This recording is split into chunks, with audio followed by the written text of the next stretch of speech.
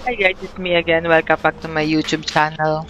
It's been a while, but as you can see, this video is a different one from all of the other motovlogs that I have because recently I started a side hustle of cup restoration, deep cleaning, repaint, and also reblocking. So, yun yung recently medyo inaral ko siya kaya hindi ako masyadong nakapag-upload. So for this one, as you can see, this project is a cup repaint. So I met this family sa BGC because recently I started walking around BGC giving calling cards to market my business or my side hustle. So si Sir, nag-reach out siya sa page ko sa Facebook to have his cup restored. So, yan, makikita nyo ano siya. As in, super faded na siya. So, kinat ko na lang yung video, but this cup is already deep cleaned, air dried, and this one I'm repainting to restore yung color black niya.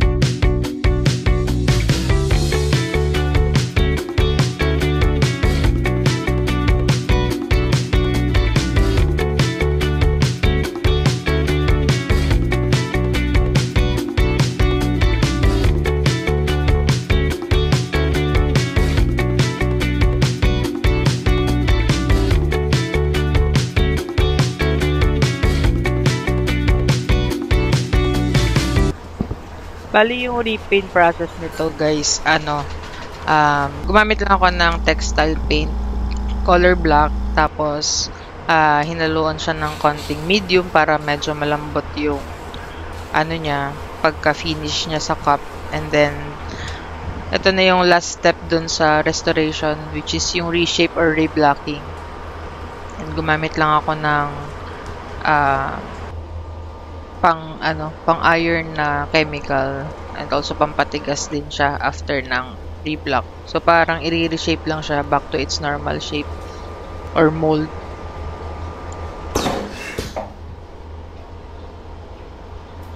And sa mga nagtatanong, itong machine, it cost around 90 to 100,000 kung mag-order ka dito directly sa Philippines. Pero I think kung mag-i-import ka, hindi ko lang sure kung magkano.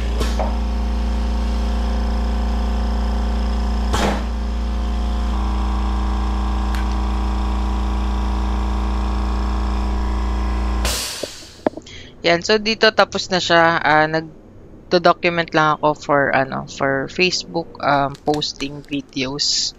Tapos dito binabalik ko na yung original sticker niya. And as you can see, faded na siya yung sticker din, pero binalik ko pa rin siya. Tapos ayun, packaging lang. So if you have old cups na gusto nyo ipa-restore, and also yung mga cups na gusto nyo ipa-deep clean, wala kayong time maglinis, just reach out on my page on Facebook. Same name, Najija, or WhatsApp. Nandun naman yung contact details ko sa Facebook page. So yun lang, till our next video.